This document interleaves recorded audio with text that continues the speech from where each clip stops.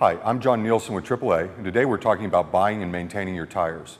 And in this segment, we're going to talk specifically about changing a flat tire. Now this may seem a little bit contrived, and that's because it is. We brought my car into the shop because this is a safe environment and will allow me to show you the steps involved in changing the flat.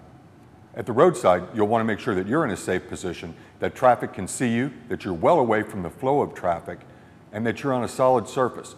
Jacking up a car on a soft surface, sand, dirt, anything like that can allow the car to actually fall off of the jack and can result in severe personal injury. So if you cannot get safely off of the road, if there's high traffic, if you're in an area that you don't feel is stable, the ground's not hard, now's not the time to try to change your tire. Call for some assistance. Similarly, if you feel uncomfortable with any of the steps we're about to go through, it's another great time to call a professional. There's no sense getting hurt over changing a spare tire.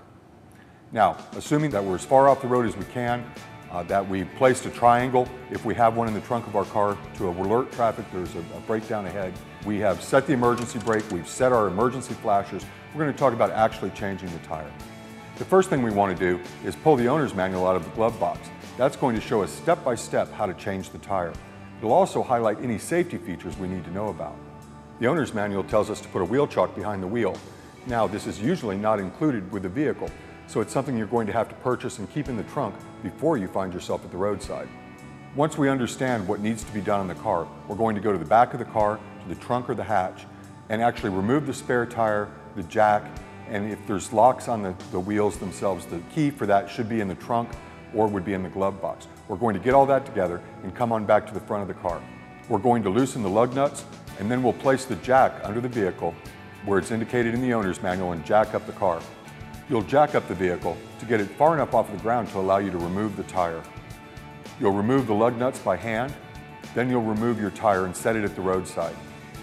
Next, what I'll do is take my rag and wipe down the threads and the backing plate on the wheel. This makes sure that there's no corrosion. You install your spare tire, install the lug nuts finger tight. You would lower the jack and then tighten your lug nuts in a pattern indicated in your owner's manual. Failure to properly torque and install the lug nuts can cause the wheel or the brakes themselves to begin to warp and cause problems later on. Now, a couple of things you noticed. I had a set of gloves with me and a rag and also something to kneel down on. This is something I keep in the trunk just in case I end up at the roadside. It's a great thing for you to keep in, and maybe a towel or sheet or a blanket to kneel on at the roadside, or even to put your spare tire in when you're done. These are little tips that'll pay off if you ever need to get it done. The final step in our procedure is to go visit our tire dealer, have our tire repaired or replaced as necessary. So now we've covered how to buy and maintain your tires. I hope that you have a better understanding of what's involved in buying a tire and selecting the right tire for what you do, and also how to change your tire at the roadside and additional tips to keep everyone safe. Thank you very much.